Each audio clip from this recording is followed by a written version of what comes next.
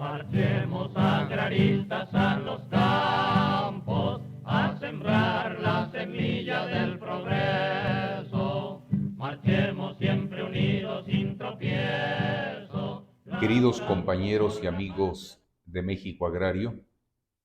una vez más me es muy grato dar a todos ustedes la más cordial bienvenida a un capítulo más de su canal México Agrario. En esta ocasión vamos a compartir con ustedes el tema Procuración y Administración de Justicia en materia agraria. Hablar de la reforma al artículo 27 constitucional de 1992, me refiero a la del 6 de enero, porque antes de que concluyera el propio mes de enero, hubo otra reforma al 27, aquella que contemplaba algunos aspectos para vincularse con el artículo 130. Pero la 14ª reforma al artículo 27 en materia agraria, sin duda ha sido la más profunda que se ha observado a lo largo de la primera reforma por allá en 1934, año por cierto en el que se expide la primera codificación agraria, el Código Agrario de 1934. Antes de entrar propiamente al tema para el que he sido invitado, como es Procuración y Administración de Justicia, de manera muy breve me voy a permitir mencionar que el 7 de noviembre de 1991, el jefe del Ejecutivo envió al Honorable Congreso de la Unión, a través de la Cámara de Diputados,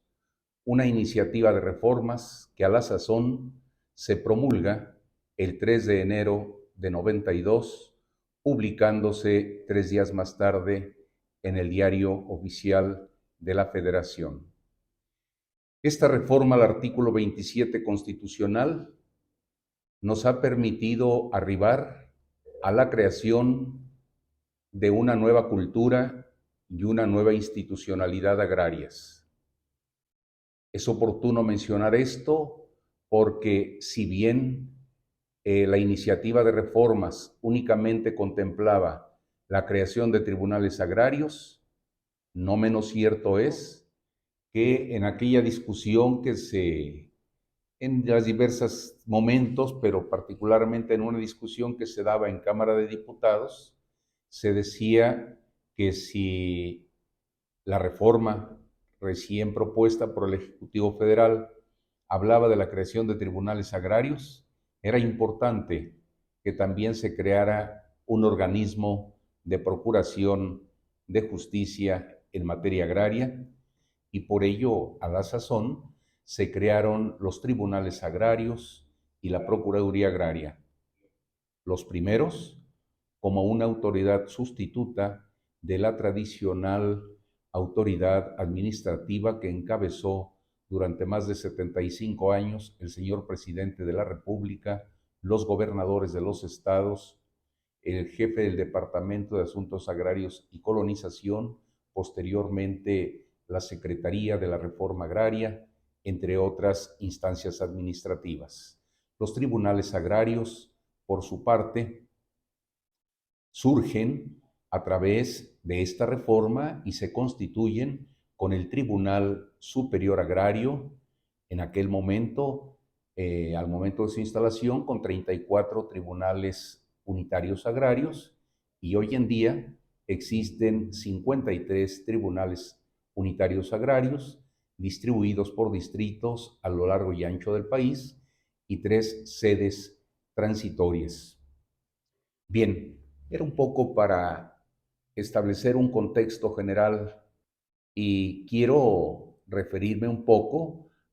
de manera muy rápida, a la evolución que ha tenido la Procuración de Justicia.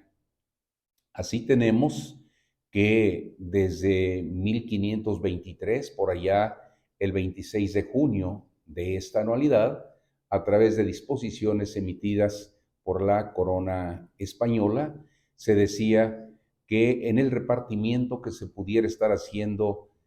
de las vecindades, caballerías, peonías, era importante contar con la presencia del procurador de la ciudad o villa donde se fuera a realizar. Por otra parte, hacia 1847, Ponciano Arriaga, diputado local en el estado de San Luis Potosí, a través del decreto número 18, propuso la creación de la Procuraduría de los Pobres. Poco tiempo después, y bueno, algo que es importante, si ustedes me permiten, es que no hay que olvidar que hacia 1809 el Parlamento sueco había aprobado la creación del ombudsman como defensor de los derechos del pueblo.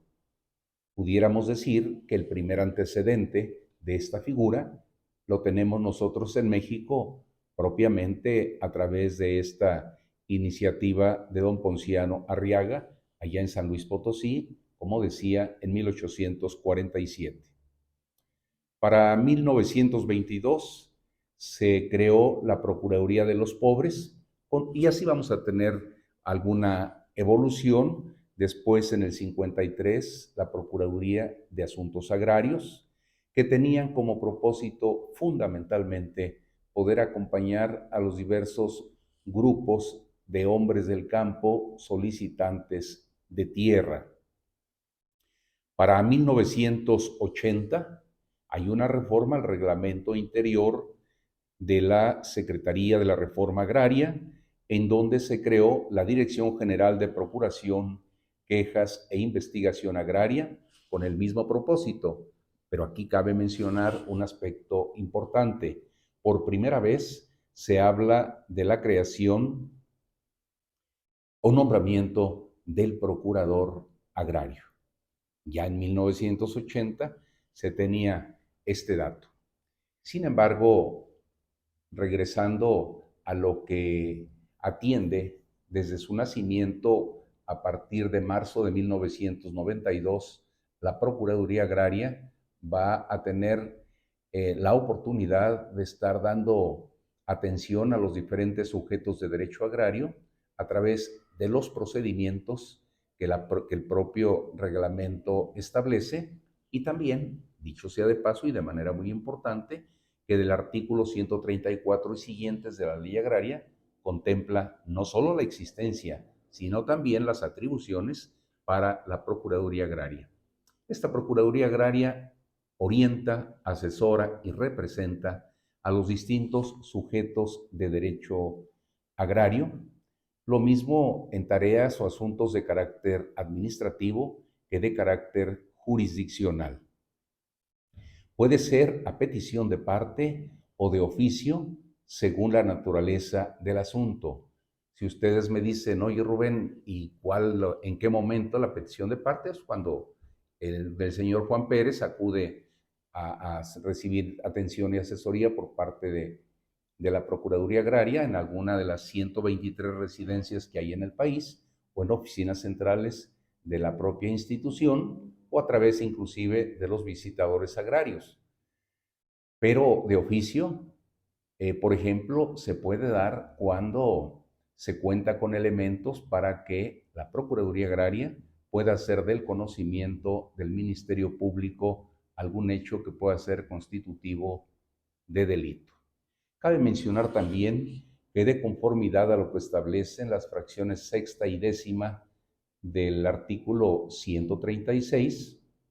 le da el carácter de defensor de los hombres y de las mujeres del campo. Pero no solo es la ley. La Comisión Nacional de los Derechos Humanos, en el acuerdo número 3 del 6 de mayo de 92, sostiene que en atención a la naturaleza de los asuntos, competencia de la Procuraduría Agraria, le reconoce el carácter de ombudsman especializado en materia agraria. Por otra parte, es importante mencionar que entre algunas otras tareas que ha venido cumpliendo la Procuraduría Agraria, También por allá, a partir de la publicación del reglamento de la ley agraria en materia de certificación de derechos ejidales y titulación de solares en 1993, participa de manera importante en lo que fue la primera etapa de la regularización de la tenencia de la tierra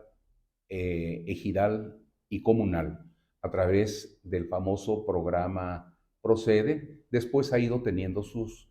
cambios de nombre, sin embargo, el propósito ha sido el mismo: ofrecer certidumbre jurídica en la tenencia de la tierra en favor de los hombres y de las mujeres del campo.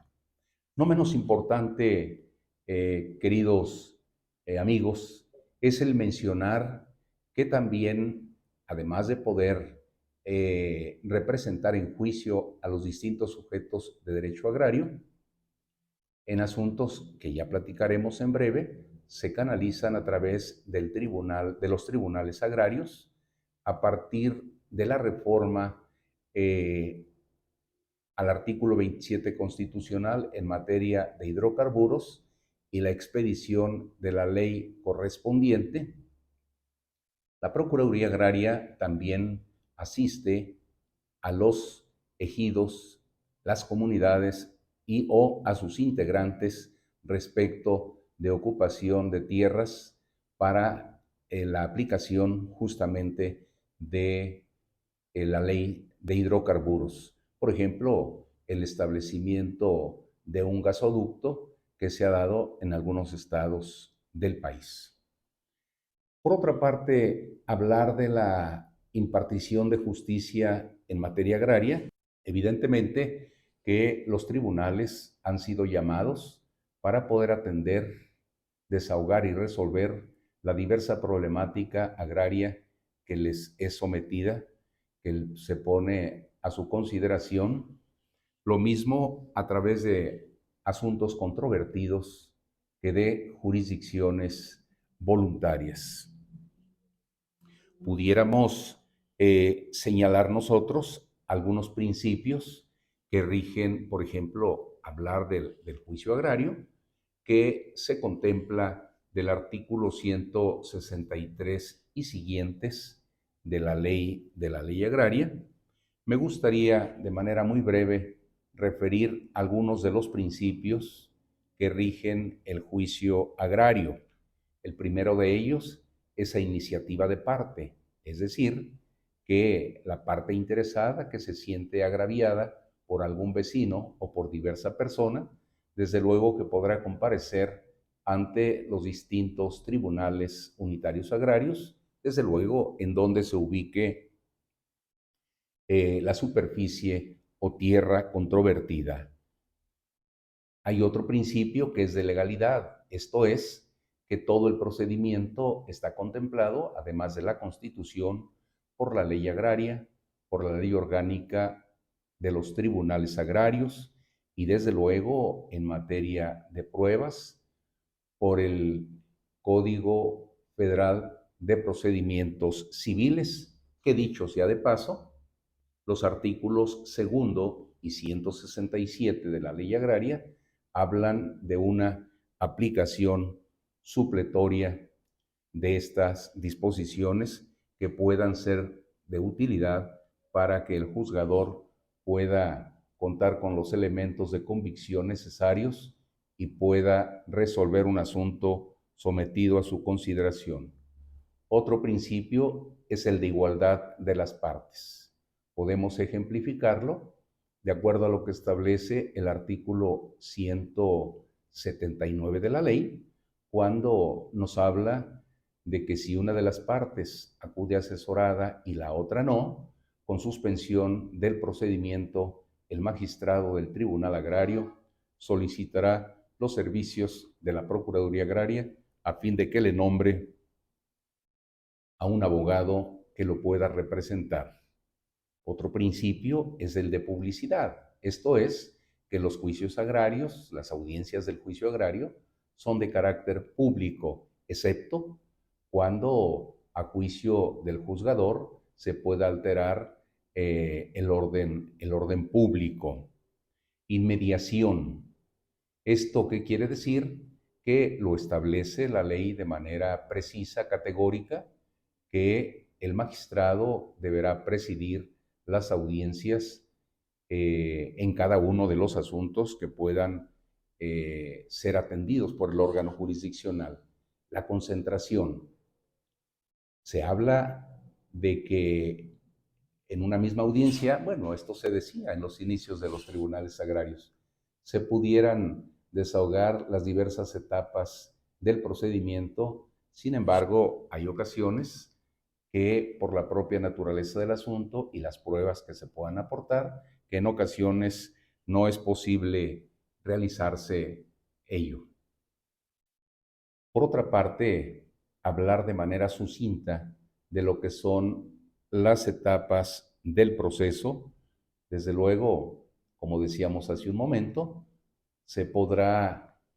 conocer un asunto a partir del escrito inicial de demanda, en cuyo caso el órgano jurisdiccional deberá acordar, podrá acordar de manera eh, podrá acordarlo lisa y llanamente, señalando día y hora para el desahogo de la audiencia de ley, pero también podrá prevenir si a juicio del propio órgano jurisdiccional carece de alguno de los elementos, información, documentación que deba aportarse. Posterior a ello, una vez que se acuerda, desde luego vendrá el emplazamiento. El emplazamiento es un aspecto muy importante porque aquí se da la relación jurídico-procesal, donde las partes conocen quién es la parte actora, va a ser del conocimiento de la parte demandada, sus datos generales, pero sobre todo sus pretensiones. Y desde luego la parte demandada estará en condiciones de conocer esto que he señalado y con ello podrá acudir el día de la celebración de la audiencia para poder contestar. La audiencia puede ofrecer pruebas y oponer excepciones, por supuesto.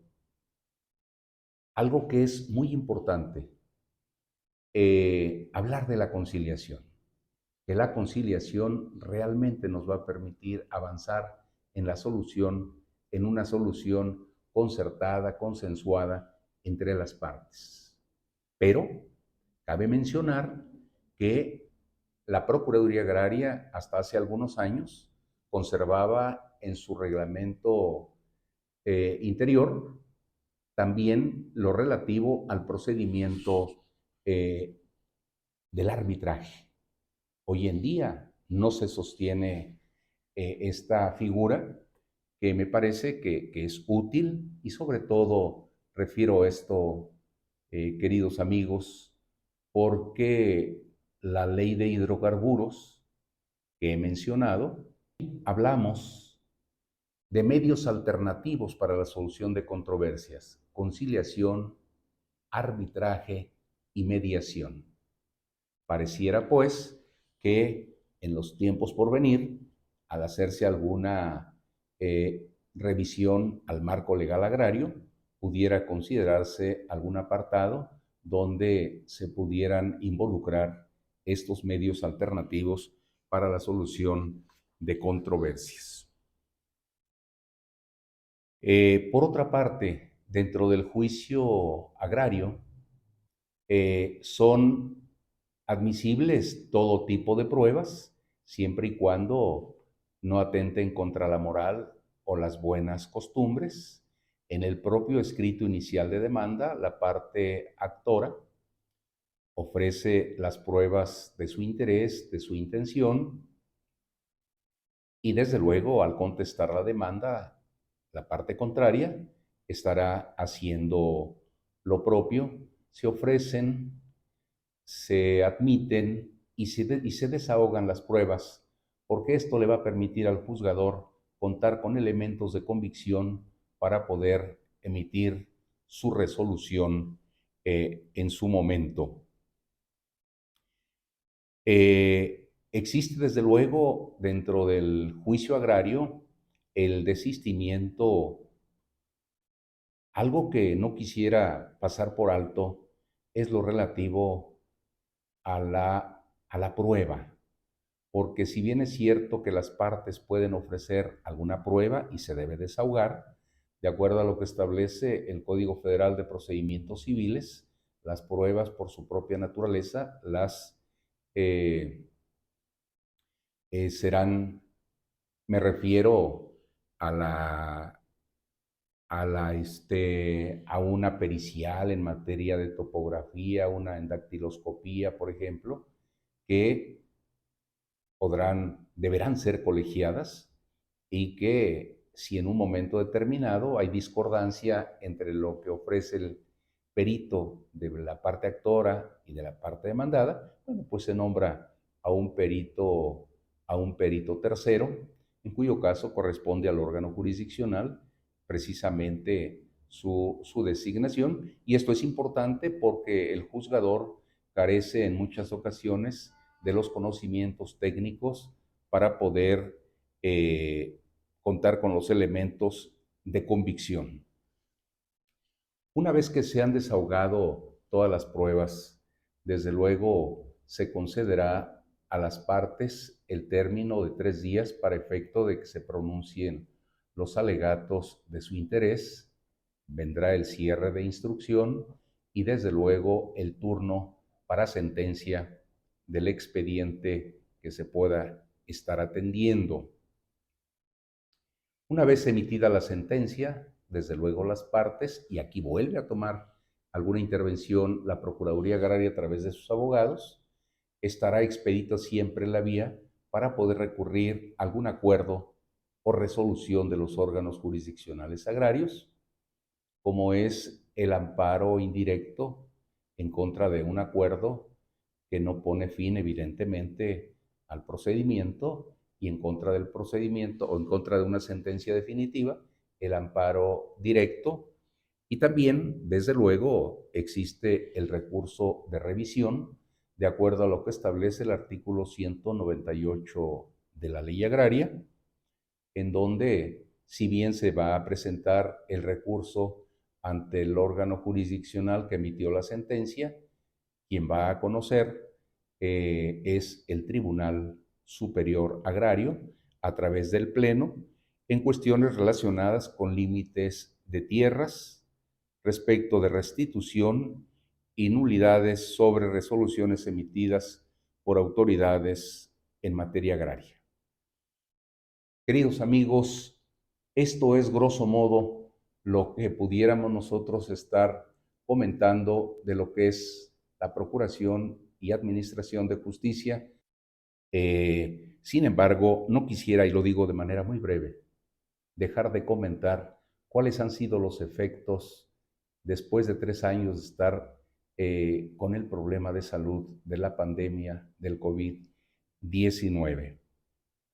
Para ello, el Tribunal Superior Agrario, en su momento, viendo las necesidades apremiantes que teníamos en los órganos jurisdiccionales, se emitieron los acuerdos números 13 y 14, a través de los cuales se nos posibilitó el que se pudieran empezar a utilizar medios electrónicos para poder notificar algún acuerdo o inclusive solicitar alguna información con instancias de carácter jurisdiccional y o de carácter administrativo, pero también algo que es muy importante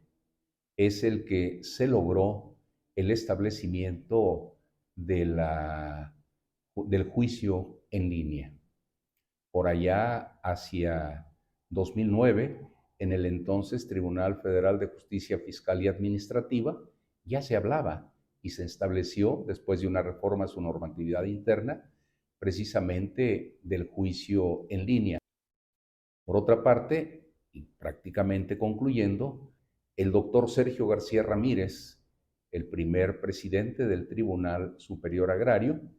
decía que habría que llevar la justicia a los lugares más apartados, más recónditos de los distintos tribunales agrarios, para que los justiciables tuvieran la impartición de justicia en su lugar de origen. Con todo esto, lo que hemos escuchado hasta este momento en este foro, pido la anuencia de todos ustedes. Me parece que estaríamos desde hace poquito más de 3 décadas ante la existencia de un derecho agrario contemporáneo. Muchas gracias. Queridos compañeros y amigos, agradezco cumplidamente la confianza y solidaridad de todos ustedes para seguirnos en los capítulos que hemos ido compartiendo semana a semana y en ocasiones, inclusive, como en esta ocasión y algunas otras, a media semana también hemos querido estar compartiendo con ustedes algunos de estos capítulos. No omito comentar que nos han formulado algunas preguntas, algunos de nuestros compañeros, ustedes nos han hecho algunas preguntas y vamos a procurar lo mismo en la red de nuestro canal, así como en procurar abrir un espacio para poder hacer los comentarios correspondientes. Quiero, antes de concluir con este capítulo, agradecer en todo lo que vale la oportunidad que nos han dado ustedes de poder compartirles estos temas y también que ustedes allá, desde su lugar de origen, nos estén siguiendo. Por ejemplo, hoy quiero agradecer a nuestros amigos de Oaxaca, Guerrero, Campeche, Yucatán, Quintana Roo, Tabasco, Veracruz, Puebla, Morelos, Estado de México, Querétaro, donde esperamos tener muy próximamente la oportunidad de realizar un evento más del Congreso Nacional de Derecho Agrario en México, del que les estaremos dando cuenta en breve. También nuestros amigos del estado de Michoacán, de Guanajuato, en fin, queridos amigos, estas entidades federativas que integran nuestro querido México nos siguen y se los agradecemos. Compañeros, como en ocasiones anteriores, quisiera invitarles para que sigamos sembrando por el bien y desarrollo de este gran país, México, desde cualquier lugar en donde nos encontremos. Se despide de todos ustedes su amigo Rubén Gallardo. Hasta la próxima. Muchas gracias. Sembrar la semilla del progreso.